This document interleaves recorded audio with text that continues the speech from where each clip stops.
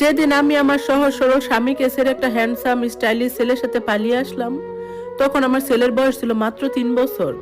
সেদিন রাতেও আমার ছোট্ট ছেলেটা আমার বুকের উপর মাথা রেখে ঘুমিয়েছিল। ওর কপালে একটা চুমু খেয়ে আমি ধীরে ধীরে উঠে দাঁড়াই। আলমারি খুলে স্বামীর দেওয়া গহনাগুলো আর তার কষ্ট করে জমানো কিছু টাকা ব্যাগে ভরি। তারপর নিঃশব্দে দরজা খুলে বেরিয়ে যায় নতুন জীবনের স্বপ্নে। আমি ভাবছিলাম এবার বুঝি সত্যিকারের সুখ আমার দরজায় কড়া নাড়বে। আমার স্বামীর নাম ছিল আকাশ। খুব সাধারণ একটা মানুষ, সরকারি চাকরি করত, দেখতে একদম সাধারণ, কথাবার্তাও কম, কিন্তু মানুষটা আমাকে ভীষণ ভালোবাসতো। আমার ছোট ছোট শখ পূরণ করার জন্য নিজের প্রয়োজন পর্যন্ত ভুলে যেত। অথচ আমি সবসময় মনে করতাম সে আমার যোগ্য না, কারণ তখন আমার জীবনে এসেছিল সায়েম। ফেসবুকে পরিচয়, তারপর ধীরে ধীরে কথা। সায়েমের স্টাইল, দামি বাইক, স্মার্ট কথা বলা, সবকিছু আমাকে যেন অন্য এক জগতে নিয়ে গিয়েছিল। সে আমাকে বলতো, তুমি এত সুন্দর একটা মেয়ে, তোমাকে এই মধ্যবিত্ত জীবনে মানায় না। আমি ধীরে ধীরে নিজের সংসারকে ছোট মনে করতে শুরু করি।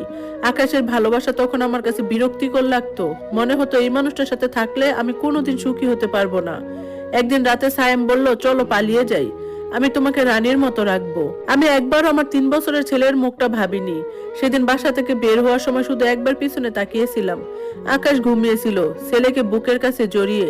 জানালার হালকা আলো তাদের মুখে পড়ছিল। দৃশ্যটা দেখে কয়েক সেকেন্ডের জন্য আমার বুক কেঁপে উঠেছিল, কিন্তু আমি থামিনি। সায়েম নিচে বাইক নিয়ে অপেক্ষা করছিল, আমাকে দেখে হাসলো। অবশেষে তুমি শুধু আমার হলে। আমি বিশ্বাস করেছিলাম এটাই ভালোবাসা। প্রথম কয়েকদিন সত্যিই স্বপ্নের মতো কেটেছিল। আমরা কক্সবাজারে ঘুরতে গেলাম। দামি হোটেল, রেস্টুরেন্ট, নতুন জামা কাপড়, সবকিছু দেখে মনে হচ্ছিল আমি ঠিক সিদ্ধান্তই নিয়েছি। কিন্তু 1 মাস যেতে না যেতেই সব বদলাতে শুরু করলো। সায়েম আগের মতো সময় দিত না, সারাক্ষণ ফোন নিয়ে ব্যস্ত থাকতো। মাঝে মধ্যে রাত করে বাসায় ফিরতো। আমি কিছু জিজ্ঞেস করলে বিরক্ত হতো। একজন সাহস করে বললাম, তুমি আগের মতো আমাকে ভালোবাসো না কেন? সে ঠান্ডা গলায় বলল, ড্রামা করো না তো। সেদিন প্রথমবার আমার বুকের ভিতর অদ্ভুত ভয় কাজ করলো। এরপর ধীরে ধীরে আমি বুঝতে পারলাম সায়েমের আসল চেহারা অন্যরকম। সে আমার আনা টাকাগুলো খুব দ্রুত খরচ করতে লাগলো। আমার গহনাগুলো একে একে বিক্রি করে দিল ব্যবসার কথা বলে, কিন্তু কোনো ব্যবসায়ী চোখে পড়লো না। একদিন দুপুরে আমি ওর ফোনে অন্য একটা মেয়ের ছবি দেখি। মেয়েটার সাথে ওর অন্তরঙ্গ চ্যাটও ছিল। আমি কাপা গলায় বললাম, এই মেয়ে কে? সায়েম বিন্দুমাত্র ভয় না পেয়ে সিগারেট ধরিয়ে বলল, আমার লাইফে কে থাকবে সেটা তোমাকে বলতে হবে? আমি হতবাক হয়ে তার দিকে তাকিয়েছিলাম। যে মানুষটার জন্য আমি আমার নিজের সংসার, নিজের সন্তান, নিজের সম্মান সব ছেড়ে এসেছি, সেই মানুষটা আজ আমাকে বোঝা ভাবছে। সেদিন রাতে প্রথমবার আমার ছেলের কথা খুব মনে পড়লো। ভাবছিলাম এখন হয়তো ঘুমানোর আগে মা বলে কাঁদে, হয়তো আকাশ তাকে কোনোভাবে শান্ত করে ঘুম পাড়ায়। আমার বুকটা হঠাৎ ভীষণ ভারী হয়ে উঠলো। আমি চুপচাপ বারান্দায় গিয়ে দাঁড়ালাম। দূরের আলো ঝাপসা লাগছিল, মনে হচ্ছিল আমি নিজের হাতে নিজের জীবনটা নষ্ট করে ফেলেছি। ঠিক তখনই পেছন থেকে সায়েমের কণ্ঠ শুনলাম, শোনো, কাল থেকে তোমাকে একটা কাজ করতে হবে। আমি ঘুরে তাকালাম, কি কাজ? সে ধীরে ধীরে ধোঁয়া ছাড়তে ছাড়তে বলল, টাকা শেষ, এখন তোমাকে ইনকাম করতে হবে। তার চোখের চাহনি দেখে আমার শরীর ঠান্ডা হয়ে গেল। আমি বুঝতে পারলাম আমি ভয়ঙ্কর এক ফাঁদে পা দিয়েছি। সায়েমের কথাগুলো আমার কানে বিষের মতো বিঁধলো। ইনকাম করতে হবে মানে কি? আমি অস্ফুট স্বরে বললাম, আমি কি কাজ করব সায়েম? আমি তো কোনোদিন চাকরি করিনি। সায়েম একটা কুৎসিত হাসি দিল। সেই হাসিতে আর যাই হোক ভালোবাসা ছিল না। সে আমার খুব কাছে এসে দাঁড়ালো। তার গায়ের উৎকট তামাটে গন্ধ আমার দম বন্ধ হয়ে আসছিল। সে আমার চিবুকটা চেপে ধরে বলল, চাকরি করতে কে বলছে? আমার কিছু বন্ধু আছে, বেশ বড় লোক, তাদের সাথে একটু সময় কাটাবে, ডিনারে যাবে, ব্যাস, তাতে মোটা টাকা আসবে। আমার পায়ের নিচ থেকে যেন মাটি সরে গেল। যে আকাশ কোনোদিন আমার গায়ে একটা ফুলের টোকা পর্যন্ত লাগতে দেয়নি, আজ সেই আমি অন্য পুরুষের লালসার শিকার হতে যাচ্ছি। সায়েমের হাতটা ঝাড়া দিয়ে সরিয়ে আমি চিৎকার করে উঠলাম, সি সায়েম, তুমি এই কথা বলতে পারলে? আমি তোমাকে ভালোবেসে সব ছেড়ে এসেছি। সায়েম হা হা করে হেসে উঠলো, ভালোবাসা? ওসব তো ডাস্টবিনে ফেলে দিয়েছি। যেদিন তুমি তোমার 3 বছরের ছেলেকে ফেলে আমার বাইকে উঠেছিলে, যে নারী নিজের সন্তানকে ভালোবাসতে পারেনি সে আবার সতীপনা দেখাচ্ছে। সেদিন রাতে সায়েম আমাকে ঘরে বন্দি করে রেখে বাইরে চলে গেল।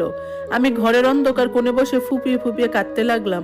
আজ আকাশের সেই সাধারণ চেহারাটা আমার চোখের সামনে বারবার ভেসে আসছিল। আকাশ হয়তো এখন ডিউটি থেকে ফিরছে, হয়তো অভ্যস্ত হাতে ছেলেটাকে খাইয়ে দিচ্ছে। ছেলেটা কি এখনো মাঝরাতে উঠে মামা বলে চিৎকার করে?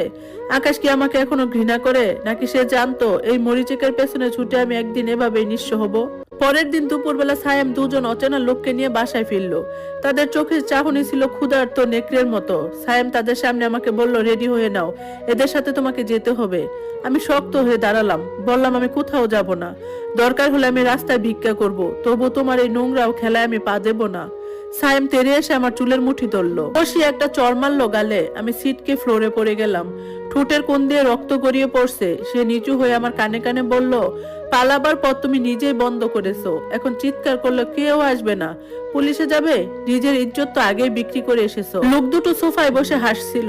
আমার মনে হলো আমি জীবন্ত কবরে ঢুকে পড়েছি। ঠিক সেই মুহূর্তে আমার ব্যাগের কোণে রাখা একটা ছোট্ট জিনিসের দিকে চোখ গেল। ওটা আমার ছেলের একটা ছোট খেলনা গাড়ি। আসার সময় ভুল করে ব্যাগে ঢুকে গিয়েছিল। ওই প্লাস্টিকের ছোট গাড়িটা দেখে আমার ভেতরে হঠাৎ কিসের যেন একটা শক্তি কাজ করলো। আমি মরবো, কিন্তু এভাবে না, আমাকে বাঁচতে হবে। আমার ছেলের কাছে ক্ষমা চাওয়ার জন্য হলো আমাকে এই নরক থেকে বেরোতে হবে।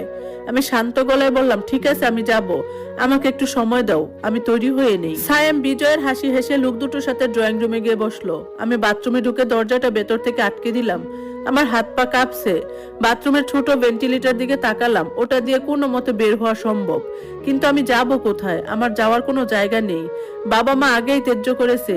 আকাশ কি আমাকে ফিরিয়ে নেবে, নাকি সে দরজায় তালা লাগিয়ে দেবে?